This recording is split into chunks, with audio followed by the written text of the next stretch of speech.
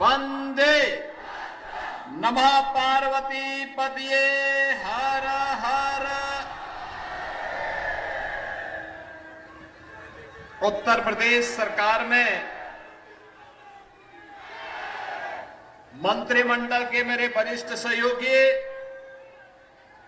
जल शक्ति मंत्री श्री स्वतंत्र देव सिंह जी, परिवहन मंत्री श्री दयाशंकर सिंह जी, भारतीय जनता पार्टी के राष्ट्रीय मंत्री श्री ऋतुराज सिन्हा जी, माननीय सांसद राज्यसभा श्री सुरेंद्र नागर जी, आज के इस कार्यक्रम में सहयोग के लिए यहां पर उपस्थित श्री सूर्यमणि तिवारी जी, बबलू सिंह जी, ज्योति प्रकाश कुशवाहा जी, राम सागर राय जी, राजेंद्र तिवारी जी, अरुण सिंह जी, नगर अध्यक्ष चंदन सोनी जी, सूर्यकांत पांडे जी, भारी संख्या में अज्ञाव विधानसभा क्षेत्र से जुड़े हुए सभी मेरे उत्साही बहनों और भाइयों, वीर बाबू कुंवर सिंह की इस पावन धरा को, जिस पावन धरा पर गौरी शंकर महादेव की कृपा बरसती है, ऐसी पावन धरा को कोटि कोटि नमन करते हुए आप सबके उत्साह के लिए हृदय से अभिनंदन करता हूं, आपका स्वागत करता हूं। बहनों और भाइयों, आज भारत माता के महान सपूत, देश के पहले उप प्रधानमंत्री लौह पुरुष सरदार वल्लभ भाई पटेल की पावन जयंती के 150 वर्ष पूर्ण हुए हैं। आज प्रधानमंत्री मोदी जी के आह्वान पर देश के अंदर 600 से अधिक स्थानों पर राष्ट्रीय एकता दौड़ के माध्यम से अखंड भारत के शिल्पी लौह पुरुष सरदार वल्लभ भाई पटेल को नमन करते हुए पूरा भारत उनके प्रति कृतज्ञता ज्ञापित कर रहा है। बहनों और भाइयों, आज जो भारत है, देशी रियासतों को भारत गणराज्य का हिस्सा बनाने के लिए अपनी दूरदर्शिता और दृढ़ प्रतिज्ञ भाव के साथ लौह पुरुष सरदार वल्लभ भाई पटेल ने जो कार्य किया था, 2 रियासत जूनागढ़ और हैदराबाद तैयार नहीं हो रहे थे। वे ब्रिटिश शासन के साजिश का शिकार थे। ब्रिटिशर नहीं चाहते थे कि भारत एक रहे और इसलिए उन्होंने स्वतंत्रता दी कि जो भारत में शामिल होना चाहता हो भारत में रहे, जो पाकिस्तान में जाना चाहता हो पाकिस्तान जा सकता है और जो स्वतंत्र रहना चाहता हो स्वतंत्र रहे। लेकिन बहनों और भाइयों, लौह पुरुष सरदार वल्लभ भाई पटेल ने जूनागढ़ और हैदराबाद से कहा कि बातों से मानोगे तो ठीक, नहीं तो लातों से जरूर मान जाओगे। और अंततः जूनागढ़ और हैदराबाद का नवाब और निजाम दोनों को भारत छोड़ करके पाकिस्तान भागना पड़ा था। बहनों और भाइयों, ऐसे महान भारत के शिल्पी लौह पुरुष सरदार वल्लभ भाई पटेल की स्मृति को नमन करते हुए मैं आप सभी का हृदय से अभिनंदन करता हूं और इस धरा को भी नमन, कोटि कोटि नमन करता हूं। बहनों और भाइयों, विधानसभा का चुनाव चल रहा है। मुझे आश्चर्य होता है, दुनिया से कम्युनिस्ट उखड़ गए, नामो निशान उनका मिट गया। जैसे गधे के सिर से सींग गायब हो गई, वैसे ही भारत ही नहीं दुनिया से कम्युनिस्टों का पत्ता साफ हो गया।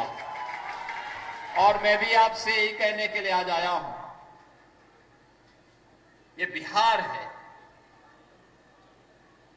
जिस बिहार ने भारत का स्वर्ण युग दिया था,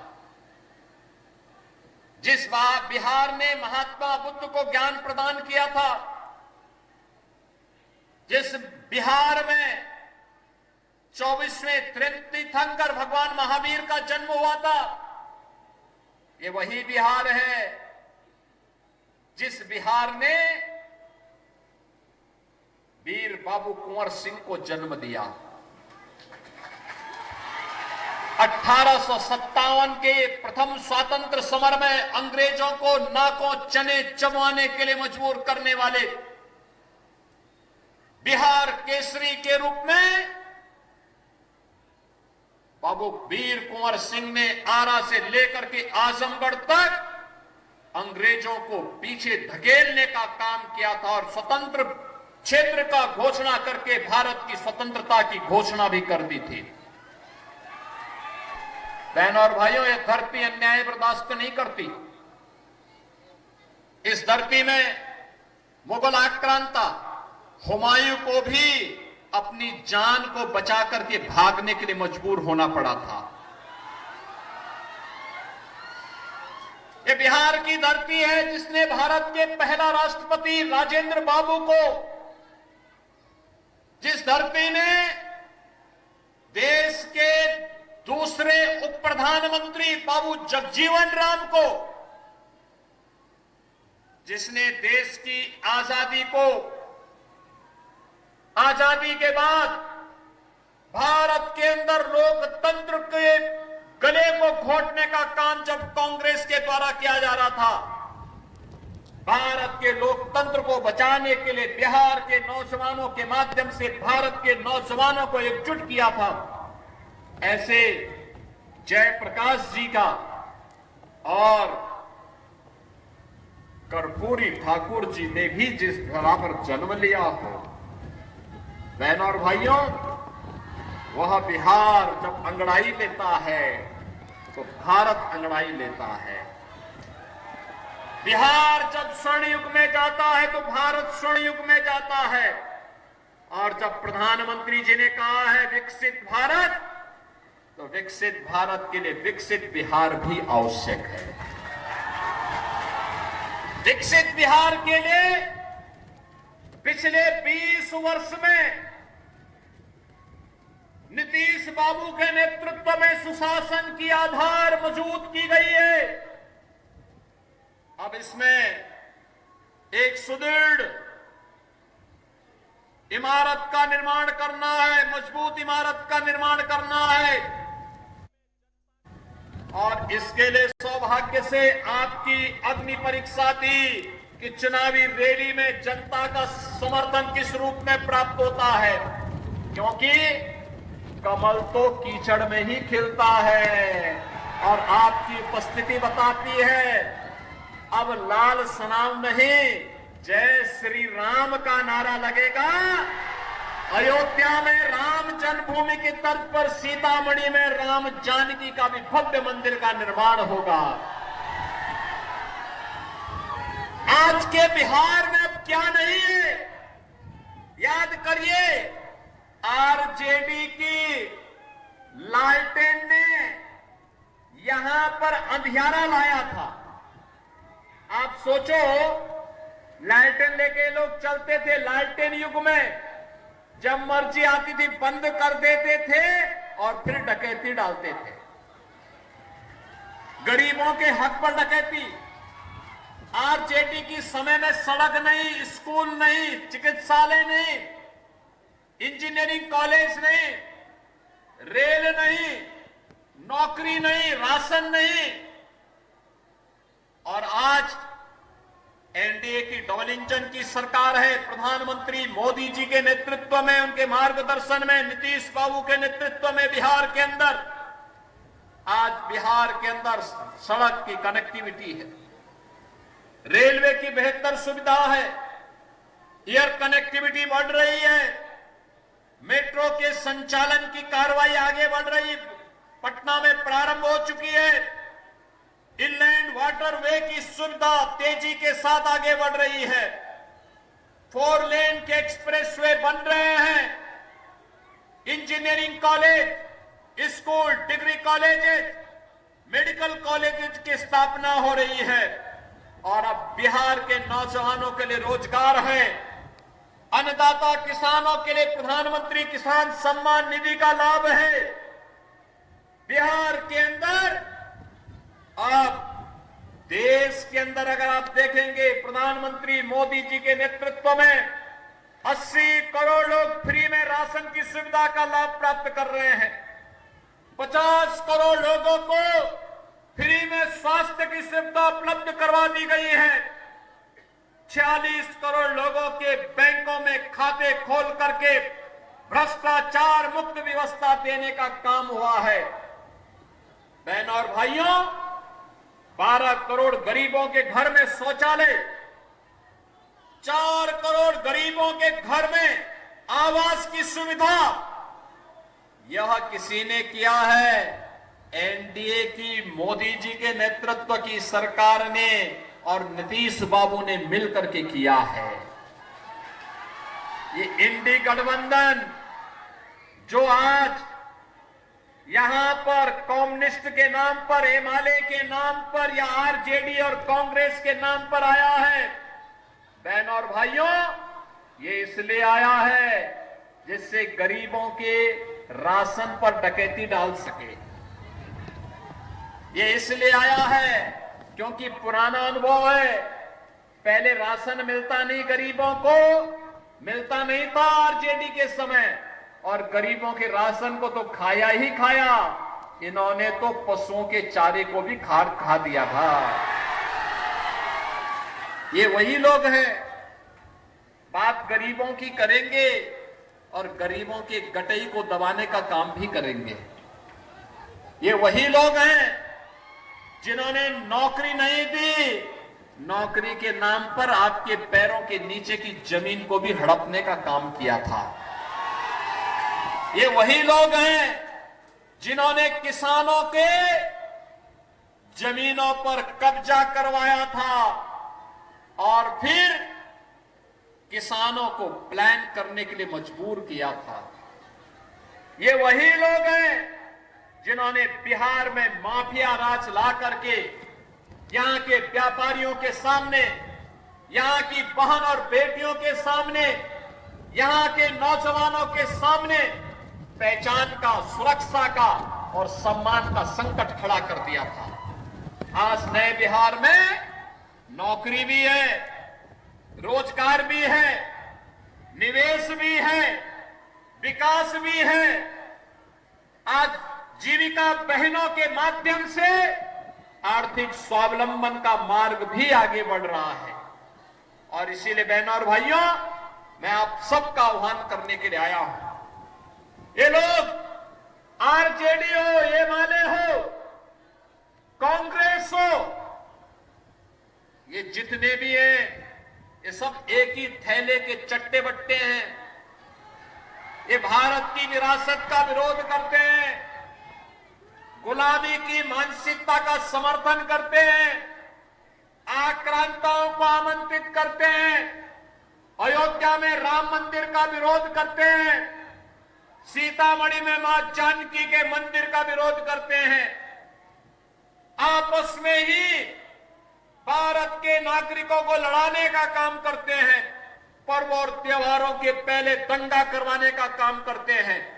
लेकिन बहनों और भाइयों, एनडीए की सरकार आपने यूपी के अंदर देखा होगा, यूपी में दंगा नहीं होता है, यूपी में दंगा नहीं, यूपी में सब चंगा है। माफिया आज वहां गायब हो गए हैं, माफिया का जहन्नुम का टिकट काट दिया गया है और कम्युनिस्टों तो वैसे ही कम्युनिस्ट गायब हो गए जैसे गधे की सींग गायब होती है, पूरी तरह समाप्त। जब ये सब समाप्त होंगे तो विकास ही होगा, अच्छी सड़कें। अयोध्या कितने लोग गए हैं? राम मंदिर का दर्शन कितने लोगों ने किया? अच्छा लगा ना? नहीं अयोध्या देखे हो ना? देखो कितनी सुंदर नगरी। काशी में तो गए होंगे बाबा विश्वनाथ धाम में, कैसा लगा? पहले कैसे था? पहले बहुत संकरा था। अब 50,000 लोग एक साथ वहां दर्शन कर सकते हैं काशी में।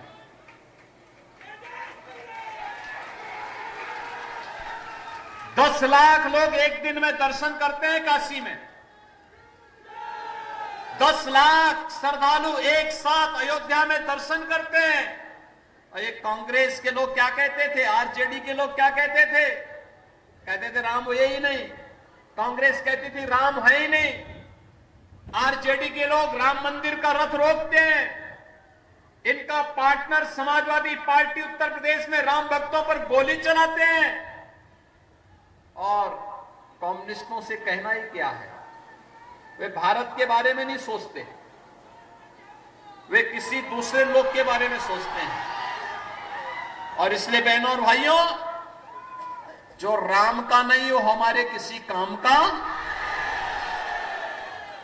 जाके प्रिय न राम वेदे ही तजिए ताही कोटि बैरीसम यद्यपि परम स्नेही।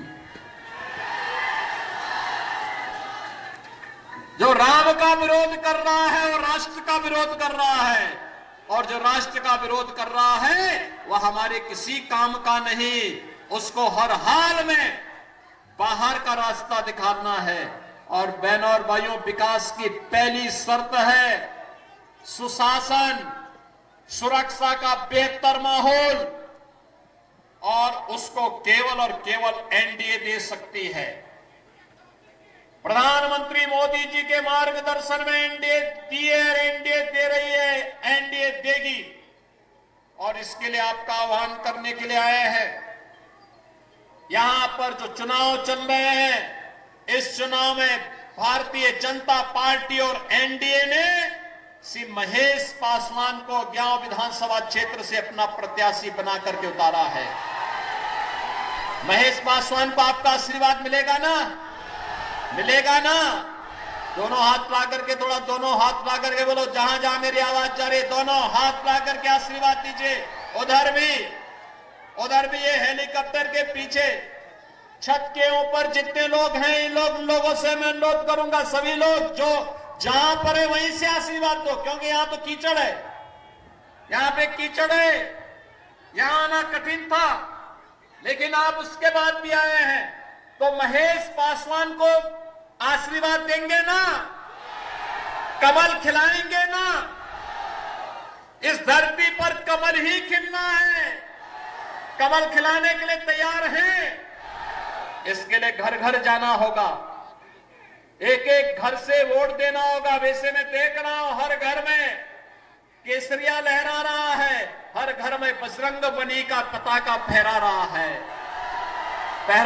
ना? तो बजरंगी जो फहरा रहे हैं, ये केसरिया जो लहरा रहा है, ये कमल के फूल के रूप में एनडीए की सरकार बनने के लिए भी महेश पासवान को आशीर्वाद के रूप में मिलना चाहिए। मिलेगा? मिलेगा? तो मेरे साथ बोलेंगे एक साथ, जय श्री राम, जय श्री राम, जय जय श्री राम।